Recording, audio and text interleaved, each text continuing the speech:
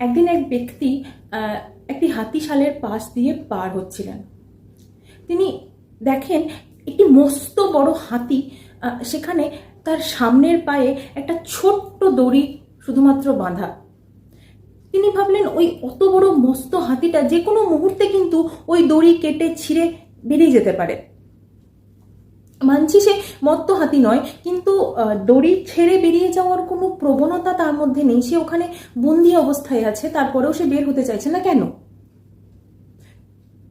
কাছেই ওই হাতিদের দেখভাল করেন যিনি, তিনি ছিলেন। কৌতূহলবশত এই ভদ্রলোক তাকে গিয়ে জিজ্ঞাসা করেন, আচ্ছা, এই এত বড় হাতিকে ছোট্ট একটা পায়ের মধ্যে দড়ি বেঁধে রাখছেন, অথচ এখান থেকে নড়ছে না, কোথাও চলেও যাচ্ছে না, কিভাবে? তখন ওই হাতির দেখভালের যে লোক ছিলেন তিনি অবাক করার মতো একটি উত্তর দেন। তিনি বলেন, এই হাতি যখন খুব ছোট বাচ্চা ছিল তখন থেকে ওই দড়িটাতেই ও ওভাবেই ওখানে বাঁধা থাকে। সেই সময় সে অনেক চেষ্টা চরিত্র করেছে ওই দড়ি কেটে বের হওয়ার, কিন্তু এরকমটা কখনো হতে পারেনি। ওই দড়িটা সেই মুহূর্তে তার জন্য ভীষণ কঠিন ছিল কেটে বের হওয়া। সেই দড়ি পাই সে আস্তে আস্তে বড় হয়, আর সে আর ওই চেষ্টাটা করে না যেটাতে সে বারবার ব্যর্থ হয়েছে। কারণ এতদিন পর সে এসে মনে মনে বিশ্বাস করতে শুরু করেছে যে ওই দড়ি কেটে বের হওয়া তার পক্ষে একেবারেই অসম্ভব।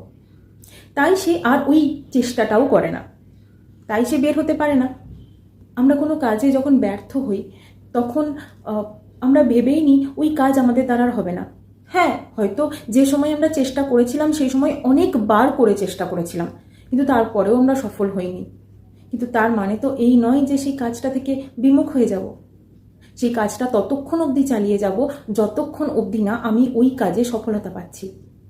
তা না হলে হাতির মতো ওভাবেই ওখানে বাঁধা পড়ে থাকতে হবে প্রবলেমসগুলোর সাথে। কখনোই আর কেটে বের হওয়া যাবে না ওই প্রবলেমসের দড়ি।